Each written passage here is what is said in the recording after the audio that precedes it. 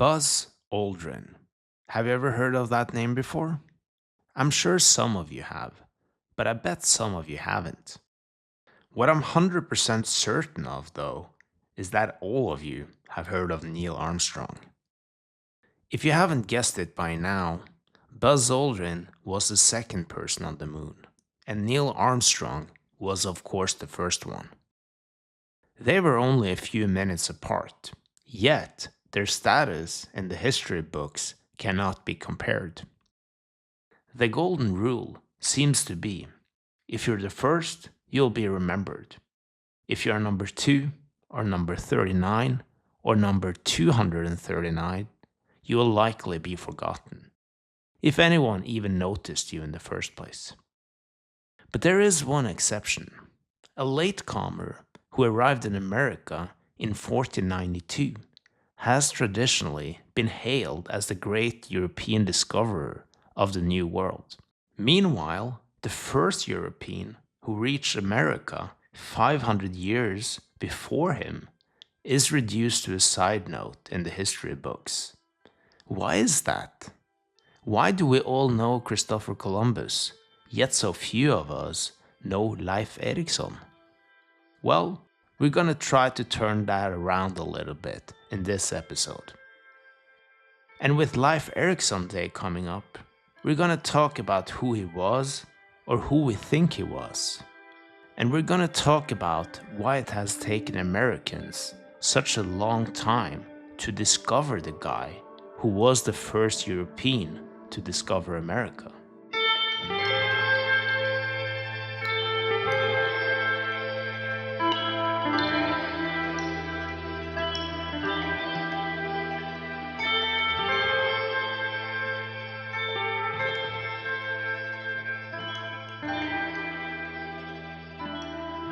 200 Norwegians is a podcast about Norwegian immigration to America over the course of the last 200 years. Sometimes people ask me why I only covered the last 200 years.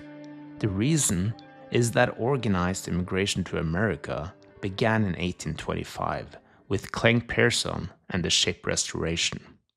I touched on this in the first 3 episodes. Go back and listen if you haven't already. But there was a beginning before that beginning.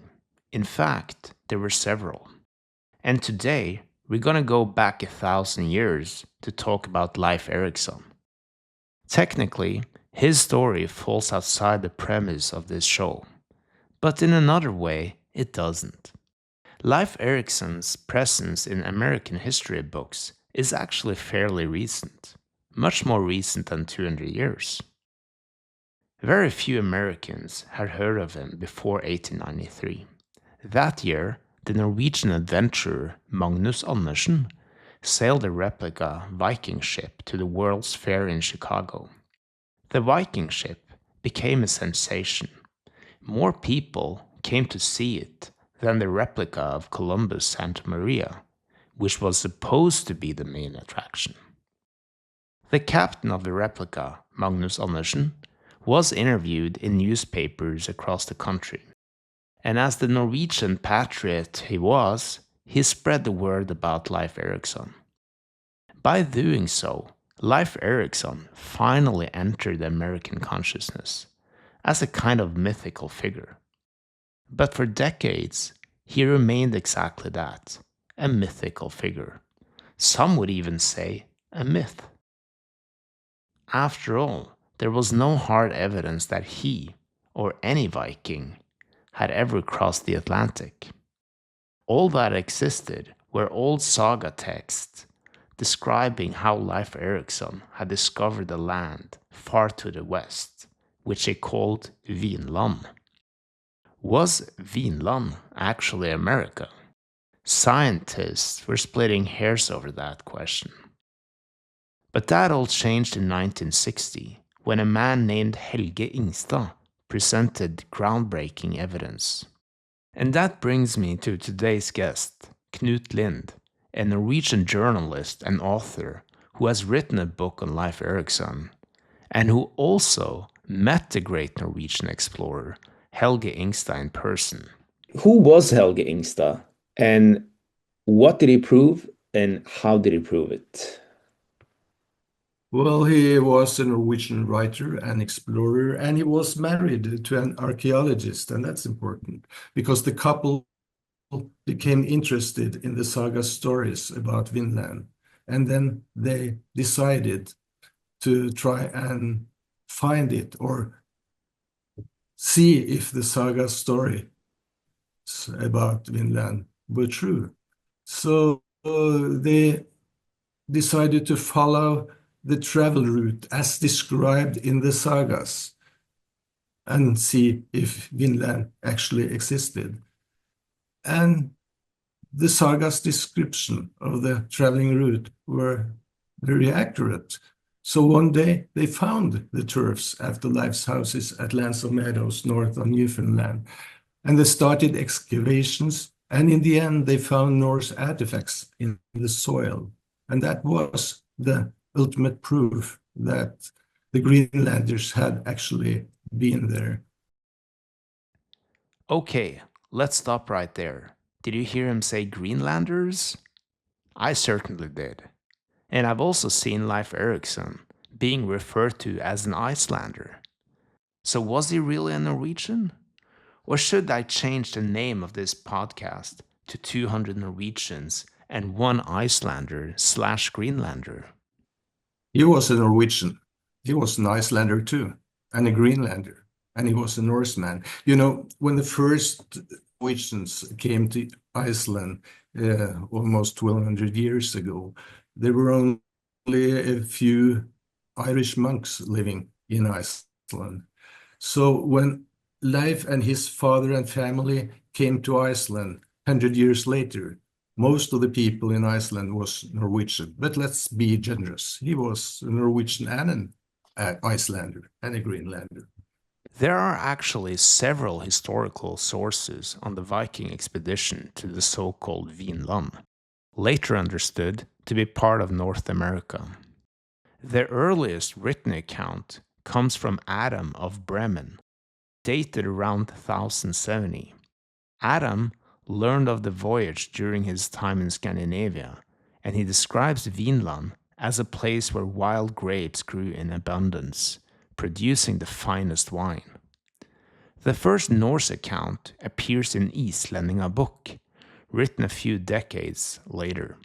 Other Norse records also mention Vinland, often with a kind of implicit understanding, suggesting that its existence was common knowledge at the time. The most detailed stories about Leif Erikson and Vinland are found in the saga of Eric the Red and the saga of the Greenlanders, both composed in the 13th century. These sagas go beyond simply claiming that Leif and his men reached present-day North America. They describe the journey in vivid detail. So why was it contested for such a long time that Norse people had reached America, when the evidence was right there in the saga literature? Well, the sagas have never been considered accurate history books. Most of what they tell us have never been proven. And the Vinland story was probably too fantastic, too unreal to be taken seriously. They tell us that Leif's foster father actually found grapes in Newfoundland, fermented grapes, and got drunk. And that the Greenlanders fought Inuits and Beothuk Indians and were driven back to Greenland after a bloody fight. That sounded more like a Hollywood screenplay than actual facts. So people didn't believe that before Helge Ingstad found Vinland. To this day, the saga of Eric the Red and the saga of the Greenlanders are read more as literary texts than as straightforward historical records, and for good reasons, I should add. First of all, they were written several centuries after the events they describe, and they contain elements of magic. On top of that, there are inconsistencies between the two, so at least one of them is definitely not accurate on all points. Some scholars have also suggested that the saga of Eric the Red reflects a certain ideological bias, which we will return to later. For now, let's turn back to Leif Erikson's coming-of-age story. Most sources suggest he was born in Iceland, though even this is not entirely certain. We don't know much about Leif's upbringing. The sagas don't tell us anything. And we don't know much about his earlier years, but we know quite a lot of his father, Erik the Red, who was known as an ill-tempered Viking, and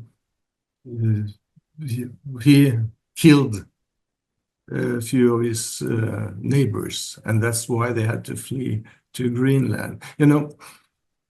The Norwegians brought the democratic traditions from Norway to Iceland. So once a year, they met at a place called Thingvellir, and where they decided laws and settled disputes. And the people who came there were the leaders, of course, from the more prominent families. So at Thingvellir, Erik the Red was convicted outlaw, and he had to flee.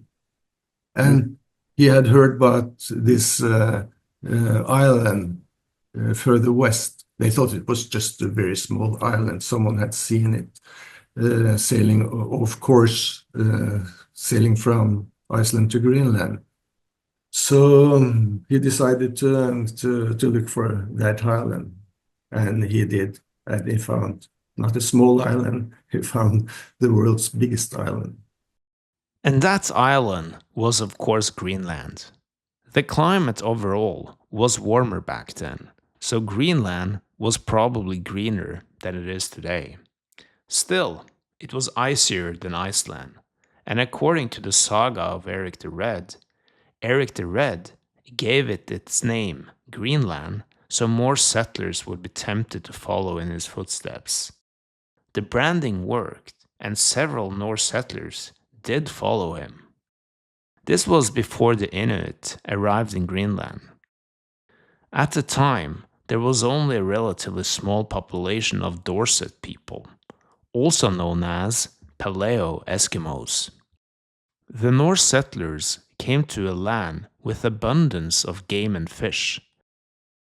Erik the Red built a farm at a place called Brattalid on the southwestern tip of Greenland. The ruins of this site can still be seen today. As Knut Lindh has mentioned, we don't know a great deal about Leif Erikson. One source, however, describes him as tall and strong, the finest of men to look upon, wise and moderate in all things, and highly respected. As a young man, Leif traveled to Norway to serve under King Olav Tryggvason in Trondheim. According to the saga of Erik the Red, Leif joined the king's hird, which was a type of Viking retinue or bodyguard, and King Olav is said to have held him in high regard. The saga of Erik the Red expands on one specific encounter. The saga reads, "One day the king came to Leif and asked, 'Do you intend to sail to Greenland this summer?' 'I do, if it is your will,' Leif replied. 'I believe that will be good,' nodded the king. 'You should go to Greenland and bring Christianity to the island.' The saga later continues. So he set sail as soon as he was ready. He drifted long upon the sea, and he found lands he had never known before. There were fields of wheat and vines from which he took samples. Some trees were so large they could be used as timber. So, to sum up, according to the saga of Erik the Red, Leif Erikson discovered America by accident, and his real mission was to bring Christianity to Greenland. However, many have contested both of these claims. The saga of the Greenlanders also offer a different account.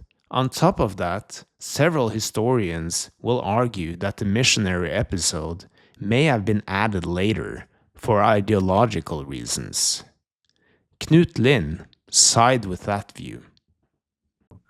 There are found no pagan graves in Greenland, only Christian. So the Greenlanders and the Icelanders, as I said, were probably Christians already. We don't, the sagas don't tell anything about Leif's mission, or it tells us a little about his mission, but not how he acted when he came back to Greenland. I think Leif's mother, Tjodhild, did more for Christianity in Greenland than Leif did.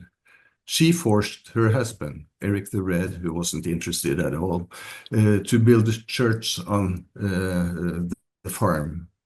He said no in the beginning. He didn't want to do it. And then she refused to have sex with him until he built the church, and then he gave in. And speaking of inconsistencies, lust, and Leif Erikson, there's another story in the saga of Eric the Red. According to this story, Leif drifted into the Hebrides, the island chain off the west coast of present-day Scotland, and he and his crew ended up staying there for the summer. The saga says Leif fell in love with a young woman named Thorgunna, who just happened to have magical powers. She became pregnant and later gave birth to a son named Thorgils. According to the saga, Thorgunna's magic was passed down and would follow Thorgils for the rest of his life. But okay, again, this is disputed history, to say the least. Now let's turn to the saga of the Greenlanders, Grønlendingenes saga, which most historians regard as the more credible account, partly because it avoids magical elements like the story I just mentioned. This version does not claim that Leif Erikson had a love affair in the Hebrides, nor does it claim that he discovered present-day North America by accident. Instead, it presents Leif's voyage as a deliberate expedition. It also suggests that Leif Erikson grew up with the knowledge that land existed to the west. And this was thanks to a sailor named Bjarni who had sighted it earlier. Here is Knut Lindh again, talking about Bjarni, who allegedly saw America but never actually went there. He sailed from Iceland, supposedly to Greenland. He got off course, and then he saw a small island, he thought, in west. He understood that he was off course and returned, and then he told people that, well, he had seen an island further west. According to this account, one could actually argue that Leif Erikson was not the first European to discover America, though he was very likely the first to actually set foot there. In his book Vesterveg til Vinland, Helge Ingstad also points out that the short distance from Greenland to North America makes it highly probable that the settlers on Greenland's west coast became aware of the land out west, not long after they arrived. And based on that, you would also assume that Leif Erikson had heard of the land out west. From the very top of Greenland, it's only 16 miles from Greenland to Canada. So when the weather was good, Norse hunters up north had also seen something looked like land on the other side of the strait. So he went to look for that island he had heard about since he was a boy. So it wasn't by accident. According to the saga of the Greenlanders, Leif Erikson didn't want to travel alone. He wanted his father, Eric the Red, to lead the expedition. But Eric refused. He said he was too old. But Leif kept on urging him, and at last Eric agreed. He mounted his horse to ride down to the ship, but he was bucked off before he got there. The fall left him so badly injured that he couldn't continue. So Leif went without them. The ship was packed with dried fish, meat, dairy, axes, tools, and weapons. And Leif followed the same route as Bjarni, but in reverse. First, they got to a land that was bleak and barren. He named it Helluland, the land of flat stones. This might have been Baffin Island. They then sailed on and got to a land that was flat and forested. Leif called it Markland, the land of forests, probably present-day Labrador. They continued south. They sailed through a strait and up a river. Eventually, they found land that was greener and more fertile. They decided to stay, and they dragged their boats ashore and built large houses. According to the saga, Leif divided his men into two groups. One stayed by the camp and took care of daily tasks. The other group explored the land. One evening, a man didn't come back. It was Tyrkir, a man of foreign origin, also sometimes described as Leif's foster father. When he finally returned, he was over the moon. He had found grapes, and he was also pretty drunk. The next day, Leif sent his men to take a look. They did find grapes, but more importantly, they found timber, tons of it. They were happy, and the following spring, they sailed home, back home from Vinland, also known as America, the land of wine.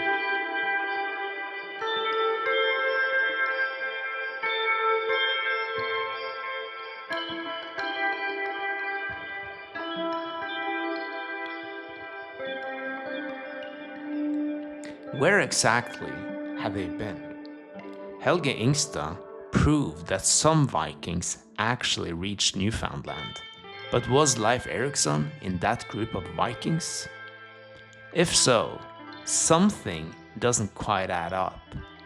There are no grapes in Newfoundland. Not now, not back then, even though the climate was warmer. That's why some historians believe Leif may have sailed farther south, maybe Nova Scotia or even New England. But there are also other explanations for the name Vinland. It might not have anything to do with wine at all. In Norwegian place names, the ending vin is actually pretty common, like in Granvin, Hovin, and Björkvin. And it has also been suggested that vin wasn't referring to wine or grapes, but a type of timber. Whatever Vinland was, it was somewhere along the coast, and Leif discovered it and never went back. And what happened to Leif next, you might wonder? Well, we don't know. We have to read between the lines to make some qualified guesses. And another saga tells about a poet named Tormod, who went to Greenland on a revenge tour in 1025. At the time, Leif's son Torkil was in charge. This probably wouldn't have been the case if Leif was still around.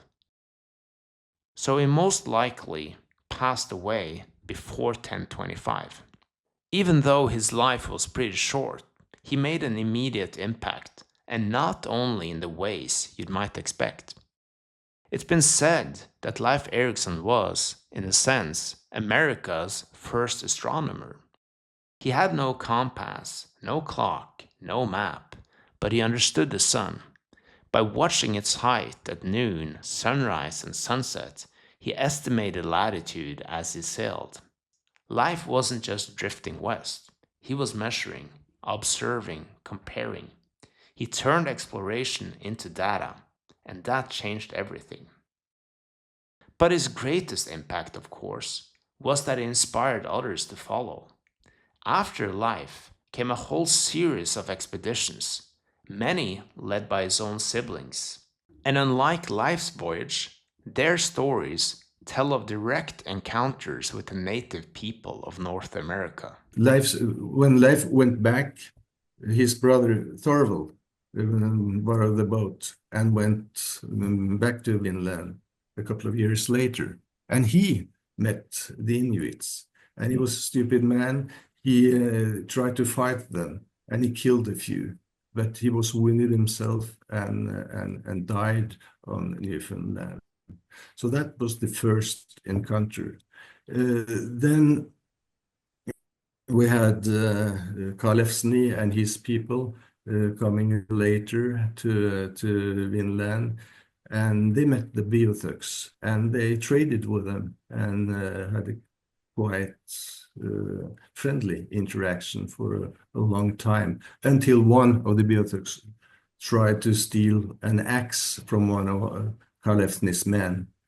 The Greenlander got mad and killed the Indian, and a war broke out, and they had to leave and flee Greenland. Still, the most colorful saga about Norse people in Vinland is perhaps the story about Leif Erikson's sister, Frøydis. Yeah, she was something. She was Leif's ill-tempered sister. She wanted to go to Vinland too, and she thought that the men had been there before had been sissies because they should have fought the Indians and the Inuits and occupied the land. And she wanted to do that. So she convinced two Icelandic brothers to come with her. So they left with two ships. And they decided to trade with the Indians and give the Indians food and cheap pearls and stuff like that, and they should bring back valuable furs. And they agreed to share all this evenly between the Greenlanders and the Icelanders. But Frøydis had other plans. So when they came to Vinland, she told the Icelanders that they couldn't stay in Leif's houses. And then they quarreled more and more about almost everything, and it ended up with a quite bloody affair. But before that, just to give a description of this woman, they were attacked by Beothuks, and Frøydis was pregnant, heavily pregnant. And when the Indians came, she tore off her upper part, the clothes, and grabbed a sword and rubbed the sword against her breasts and ran against the Indians. And they were shocked, and they had never seen anything like that before, so they fled. Later on, Frøydis killed all the Icelanders, stole their boats, and went back to Greenland with all the furs. So an independent woman. Yeah. As we have mentioned several times in this podcast, the sagas were written a long time after the actual expeditions, and they're vague in many places. That can be frustrating, but it also leaves plenty of room for speculation. Many have wondered if the Norse explorers went further inland on their journeys. They were, after all, explorers at heart. Some even believe they reached as far as Minnesota because of the famous Kensington runestone, a stone that some say is a fake and others insist is real. We're not going to dive into that debate here. Let's instead return to where we started, Helge Ingstad. Because of his archaeological discoveries, Leif Erikson was reborn in the American imagination 1,000 years after his death. But what did Leif Erikson's place in the history books really mean? Did it actually change anything? Well, we got Leif Erikson's Day because of it. That's for sure. Leif Erikson has also been a source for Norwegian American pride for decades now. There are several statues of him around in the US, and there are also Sons of Norway lodges and other things named after him. Still, the Leif Erikson story is on one level a story about a milestone event that didn't get as impactful as it could have gotten. Helge Ingstad famously wrote that Leif Erikson came too early to America and Columbus came too late. What did he really mean by that? I met Helge Ingstad a year before he died, and I wish I had asked him that question because I've been wondering a long time, but I didn't realize he had asked said these things before after he was dead.